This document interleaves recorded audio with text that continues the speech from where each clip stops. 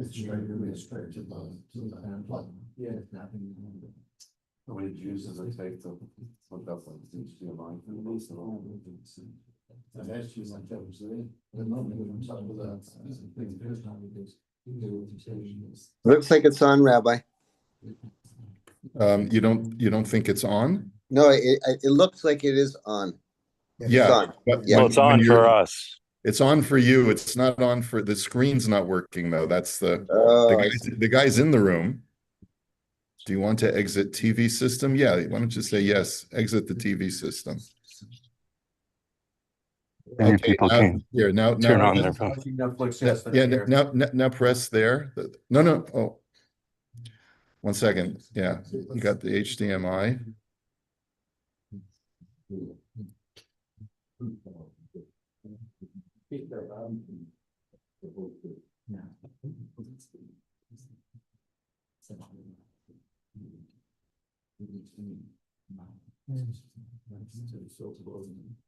So far. Okay. What There. okay. Now press the circle in the center. That's what I did, but it jumps straight.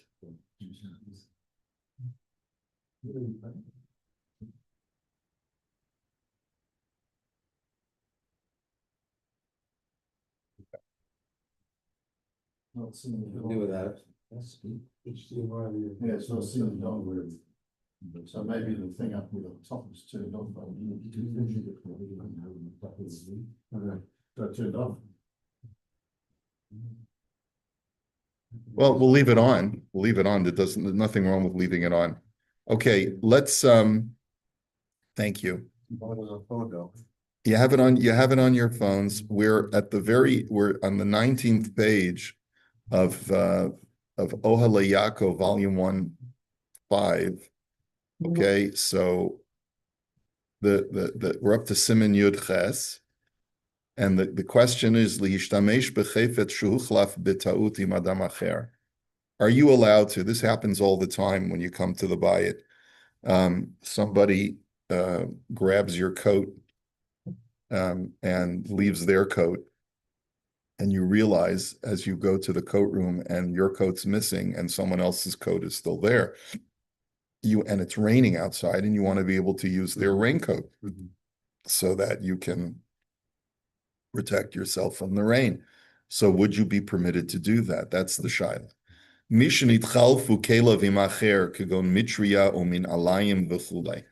So let's say a person's personal items get switched with somebody else's, like an umbrella or a pair of boots or something like that. Would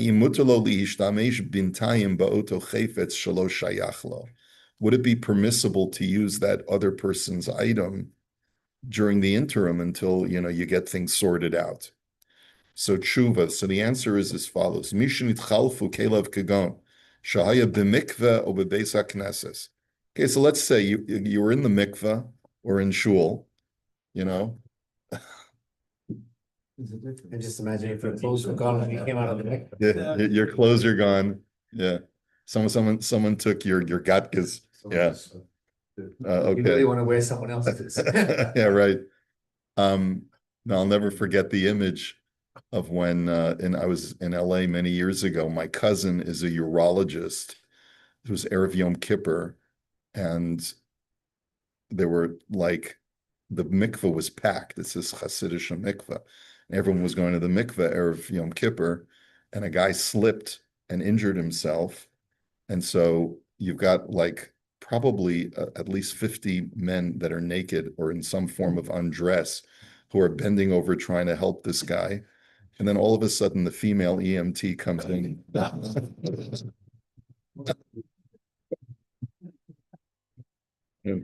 was just like an image to there was one for the books. Yeah. Yeah. Okay. All right.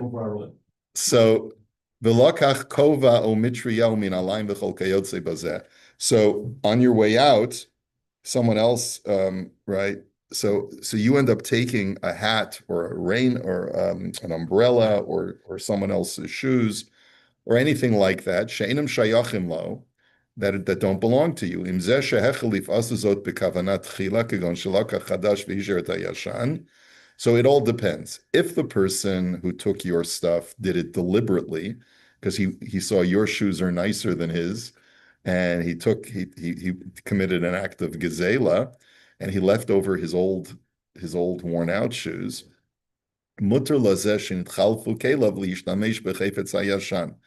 Then it would be permissible for you to use his older item, like his bent umbrella or whatever it is. Aval imlo barur shaharishon hechlif bekavana.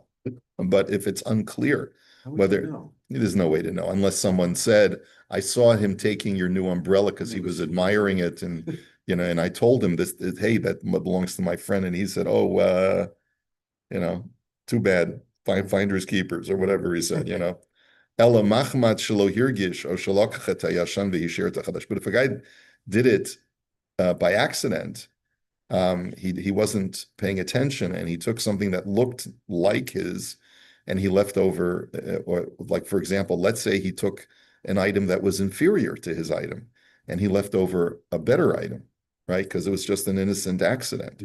Ba'ofen hazeh, keven shahayazeh bishkaga, hareza asur liyishtamesh ba'otam min alayim o ba'oto hakova v'chulei, ela yihi yamunach etzlo ad sheyavo ba'ala v'yitnenu lo. So you're not allowed to actually use the item that he left over. You have to leave it. You have to either take it home with you or leave it there until the owner comes and exchanges it. Well, if you're gonna take it home, you work out to wear. Yeah. Well, if it's raining outside, Because, you yeah. take your raincoat, they all 1,000 raincoats, all the same. You go to a facility place, they're all the same. They're all blue. And it's pouring outside, and Okay, so let's take a look at his source. Makor Hadin, the Sefer Ben Ish Chai, Shana Aleph, Parshat Kitei Tzei Halacha Yud Pasuk Ledin Zeh. The Ben Ish Chai is the source of this halacha. B'shin itchalfu min alav b'beit hakneset b'makom acher. Im zeh shehechlif asazot b'merit kigon shelokach min al chadash v'hiniach et hayashan. So the Ben Ish Chai says, if the guy did it intentionally because he saw something nicer or newer, and he left his old item, hareza mutar lo lishtamish b'zeh haminal, then you can use the old shoe.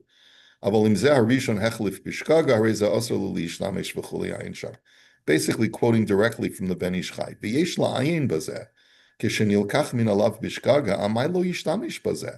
So he says, if your shoes were taken accidentally, or your coat, or whatever it is, what's wrong with using the other guy's thing? All right, so the nira midivrei haben ish chai afilu kishiagia b'hem lebeito asol lishnamish b'hem yesh lo lechet yachad lebeito ein sham. Sounds like from the Ben Ish Chai you got to walk home barefoot, which doesn't seem like in The other shoes. Yeah, right. You wouldn't be allowed to wear them. Is he Right. saying wear and tear?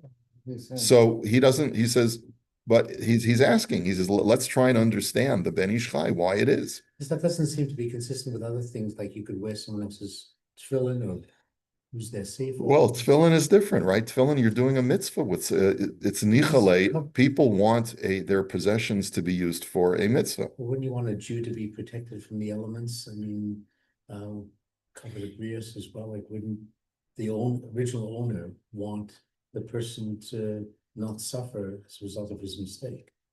I suppose. Just Suppose. Is the water hot, by the way, over there? Is it? Well, anyone want to check? not that, the urine. Yes, what's that? Yeah, if you don't mind making me a tea, I'd appreciate it, Joby. Thanks. Ure'ei mashikosav b'sefer pischei tshuva b'dinei aveda perak dalet ha'oram me'em hei ra'iti she'evi b'shem kesef hakod shimsham v'mi she'eino motzei min alav b'veit hamerchatz imuter lo likach min alayim acherim shenisharu sham. He says, I refer you to the pischei tshuva. He deals with a case where a person can't find his shoes in the bathhouse. He goes to the mikveh, the bathhouse. Can he take the other pair of shoes that's left there? Shemistama lokach echet shelo, because you assume that someone else, someone took swapped them, right? V'hisher elu b'makoman umasik le'isr. So he says that also would be usr. Elishem etzaded lomar b'doichak b'min alayim. He says the one exception that he's prepared to make is if it's specifically with shoes. Shetzar gadol hu lelech b'li min alayim. that it's painful. Thank you so much. It's painful to walk without shoes, to leave the bathhouse. Efshar shaharishon makneh min alayim shelo lemi shelokach min alayim. It could be that you're allowed to assume in that case, when there's tsar, when there's pain, that the first guy who accidentally took your shoes, when he realizes, I guess, his mistake, he intends for you to have his shoes. But the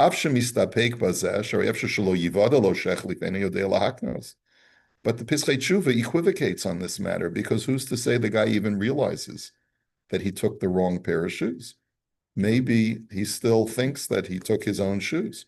And so he doesn't have that ability to note that, oh, let the other guy be able to use my shoes. Almost like the Irish concept of a lost object. Right. Well, it's a little bit different from Yeish, because here he'd have to mentally give over the rights to his coat or to his shoes. Od kasav she'ef shelo mar shemistama makna kol echad lechavero. He said he also writes that it could be that you are allowed to assume that when people leave their shoes in a public area like that at the bathhouse, that each person has in mind, in the event that that I take someone else's shoes by accident, I give them permission to use my shoes. And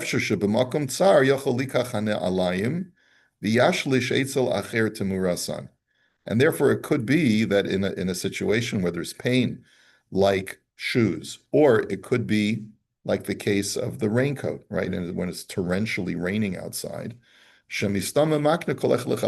okay, and therefore,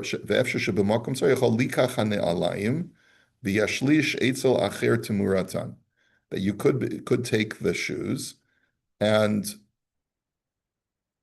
the Rotzelamar calls it davka sheshneim shavim. However, that would only be true when the two are of equal value. But when they're not of equal value, you would not be allowed to do that. Etc., etc., etc. And he doesn't give us any more information. If the item that's left is of lesser value, I think that would also be okay.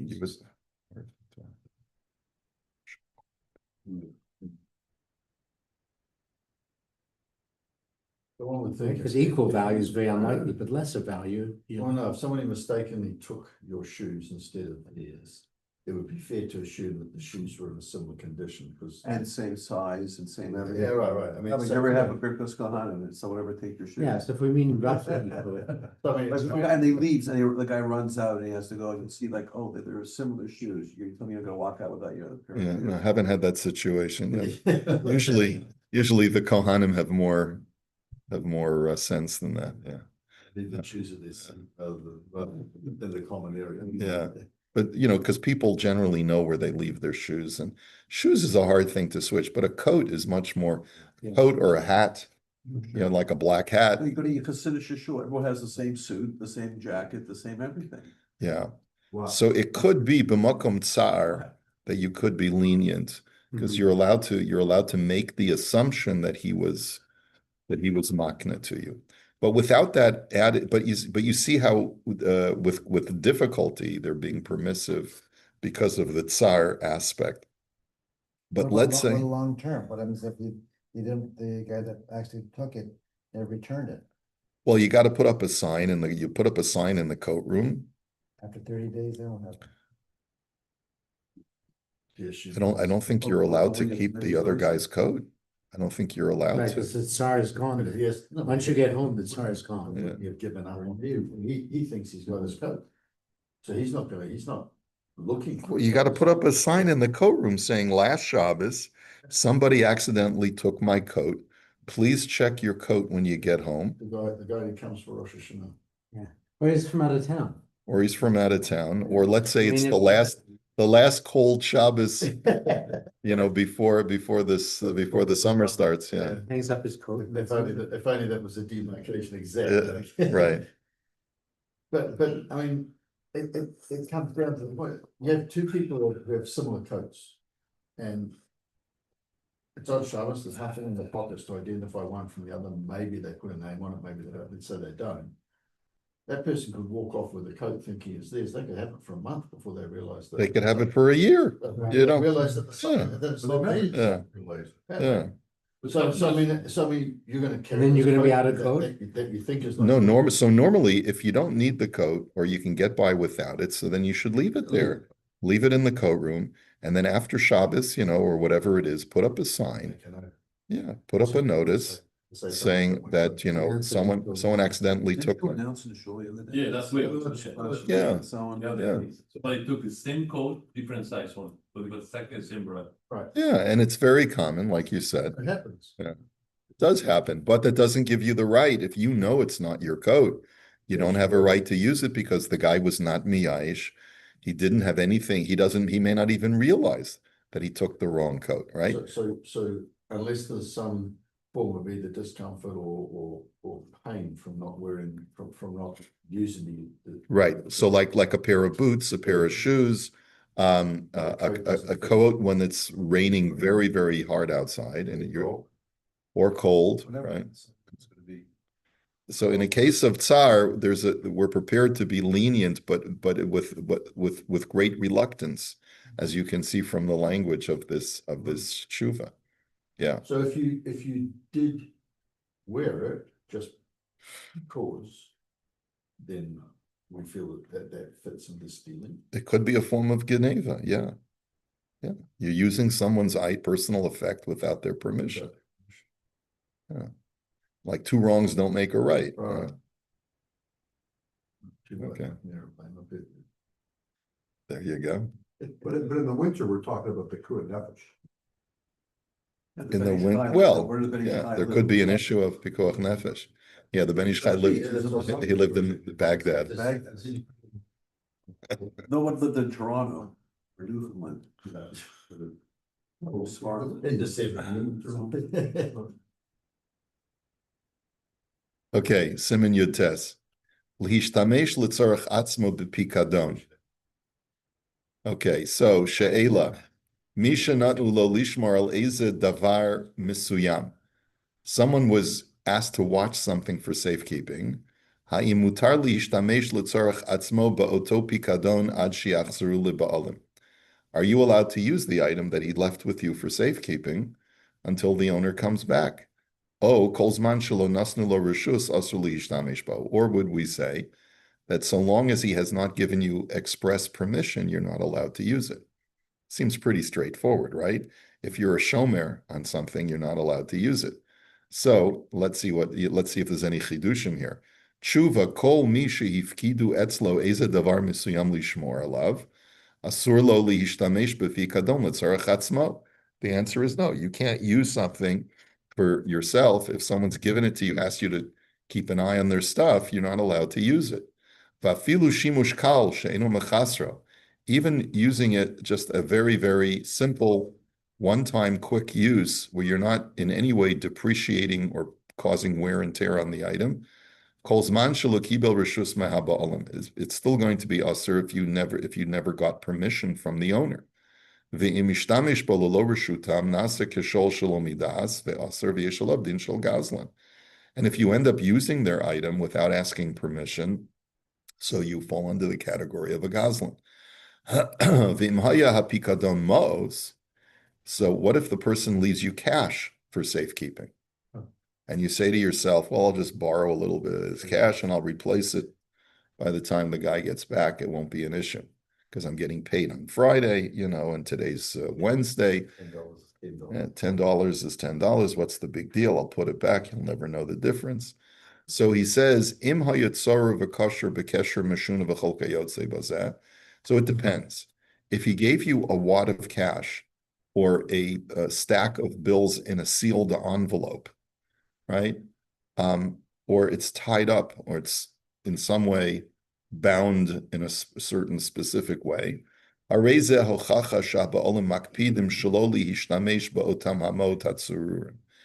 an indication that they don't want the sealed envelope to be opened, or the unique way that it's bound up to be untied.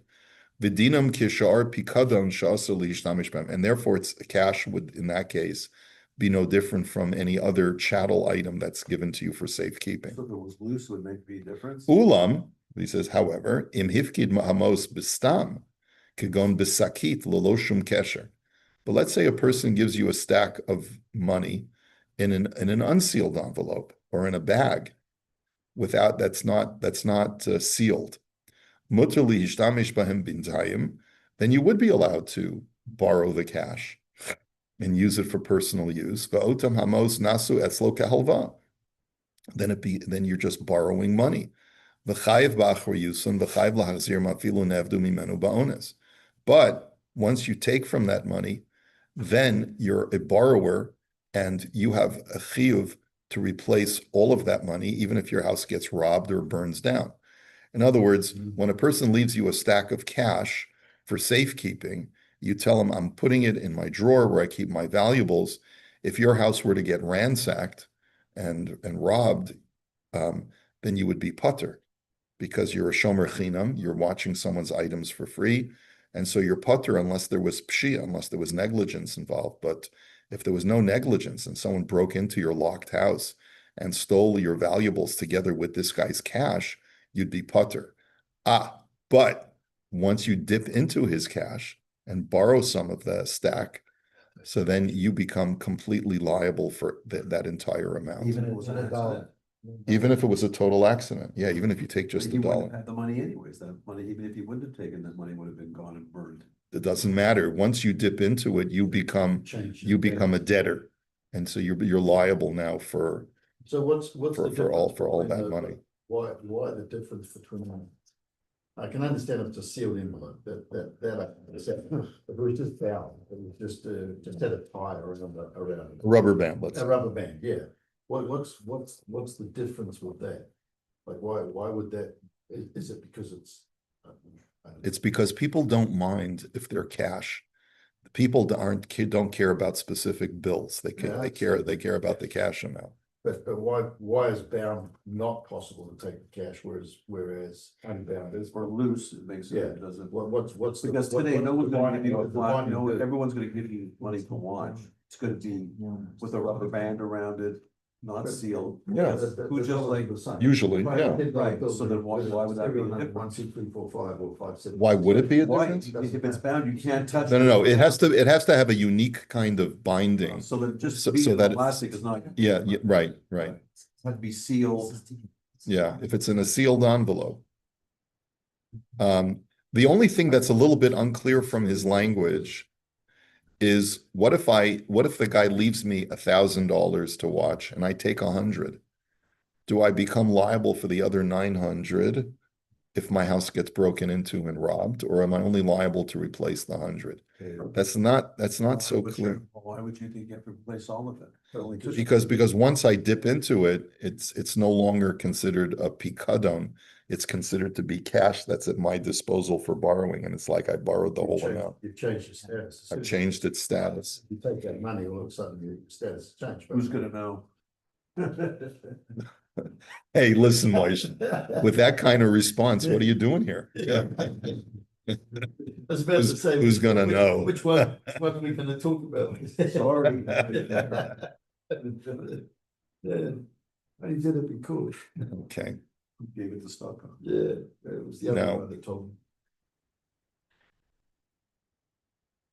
So the Shulchan Aruch paskins hanifkad shulchani ochenveni v'hufkad etzlo mos im enam chasum v'lokshum kesher mishuna.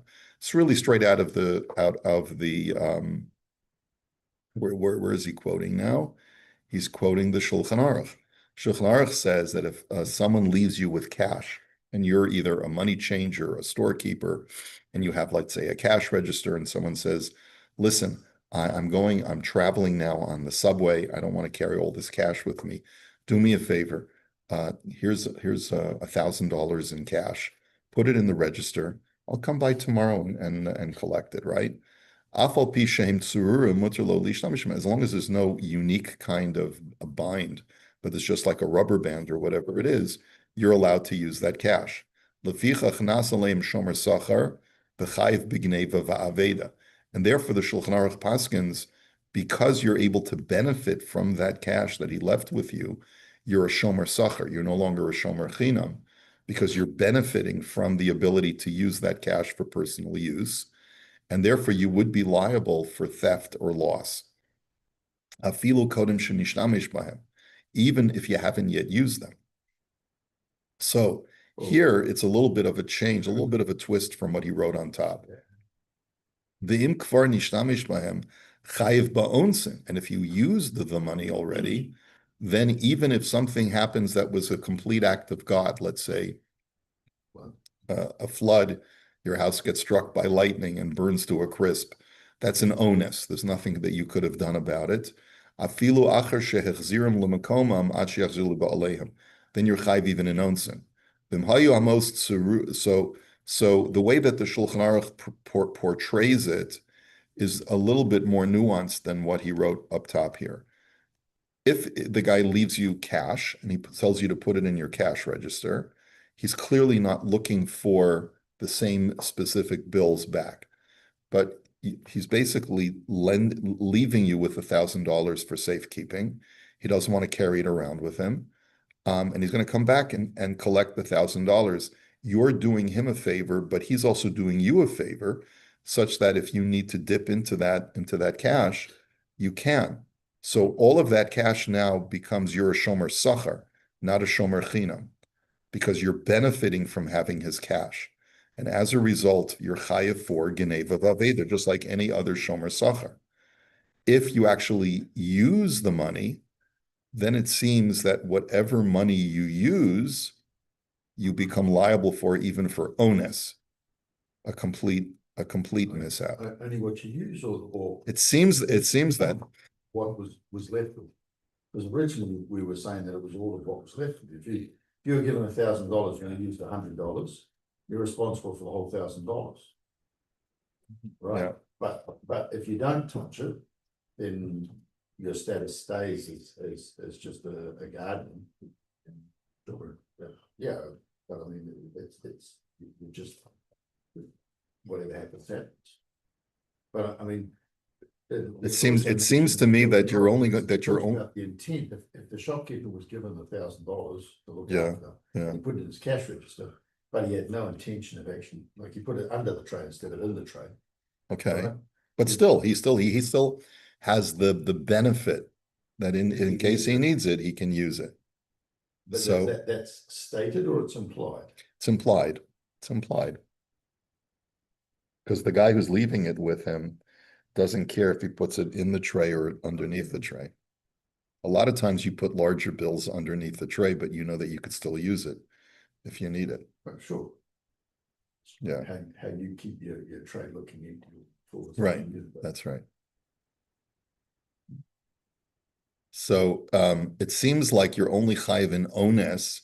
You're chayiv in for geneva v'aveda as a shomer sachar for the entire amount, whether you touch it at all or not. Yeah. And unless you state otherwise. But as long as you if there's a stipulation in advance, I'm not taking responsibility. I'm not touching the money. I want to remain a shomer chinam. If the store gets robbed, you know that it's your loss. Yeah. Then that's fine. But it seems like from the language of the Shulchan Aruch that you're only liable for the money that you borrow for onsim. Which is different from the way he quoted it. So it's important for us to look at our sources. Okay, we'll hold it here. Have a great Shabbos, everybody. Sorry about the projector. I'll send out a memo to our guy, to our technologist. Memo, email, is the memo? Shabbat shalom. Shabbat shalom, everyone. I'm sending a